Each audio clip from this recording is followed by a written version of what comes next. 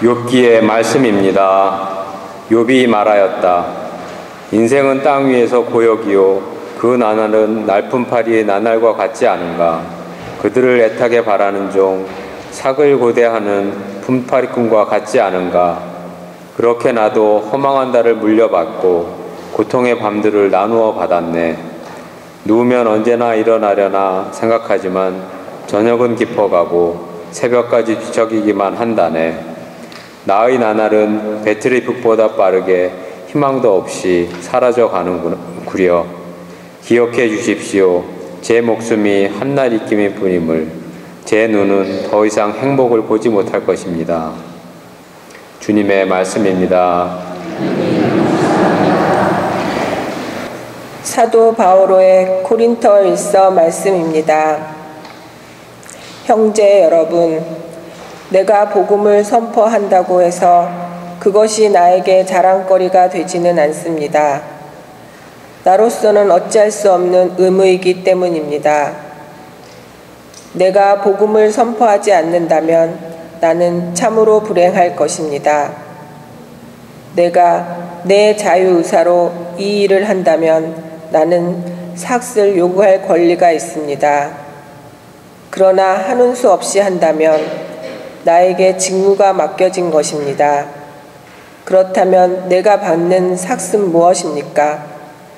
내가 복음을 선포하면서 그것에 따른 나의 권리를 행사하지 않고 복음을 거저 전하는 것입니다.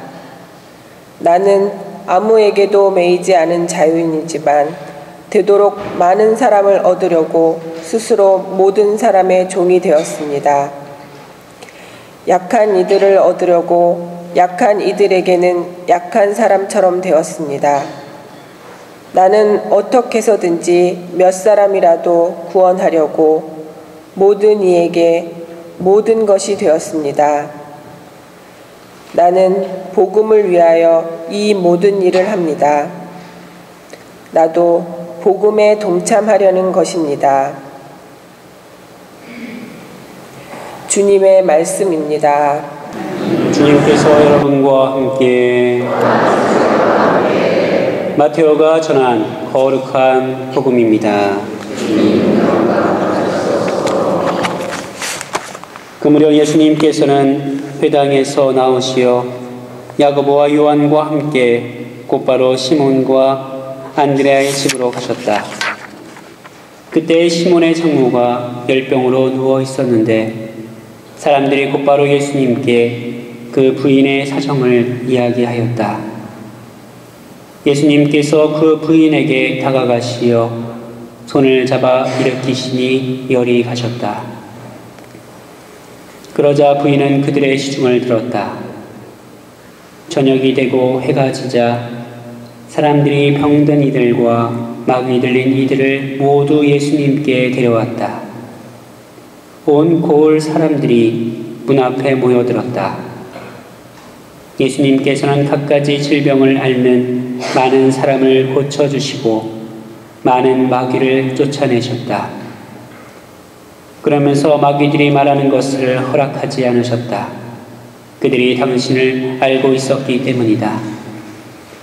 다음날 새벽 아직 캄캄할 때 예수님께서는 일어나 외딴 곳으로 나가시어 그곳에서 기도하셨다. 시몬과 그 일행이 예수님을 찾아 나섰다가 그분을 만나자 모두 스승님을 찾고 있습니다 하고 말하였다. 예수님께서는 그들에게 말씀하셨다. 다른 이웃 고을들을 찾아가자.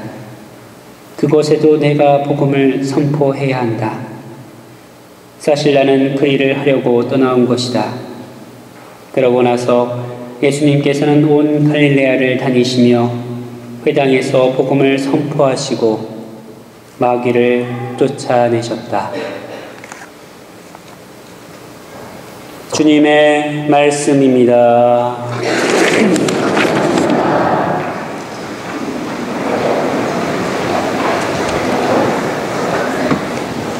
참 예수님, 네, 사랑합니다. 이런 생각을 해봅니다. 이렇게 예수 그리스도의 이름으로 사랑한다고 말할 수 있는 지금이 참 행복하고 감사하다는 생각을 해봅니다. 제 안에도 수많은 마음들, 수많은 상황들이 있지만 하느님으로 비롯된 이 단 하나의 마음으로 이번 한 주를 또 힘차게 살아가 볼까 합니다. 복음에서 베드로의 장모의 열병을 치유하시고 악령 들린 사람들을 구해주신 예수님에 관한 소식은 순식간에 온 갈릴레아 모든 곳으로 퍼져나갑니다. 해가 떨어지고 안식일이 지나면서 안식일 규정에 자유롭게 된 사람들은 수많은 환자들, 악령 들린 사람들을 데리고 예수님께서 머무시는 곳으로 몰려들었습니다. 그리고 밤새 대대적인 치유 활동이 이루어졌습니다.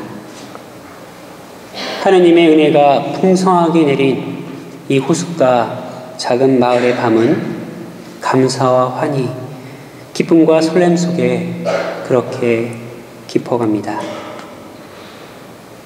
먼동이 트기 전 이른 새벽이었습니다.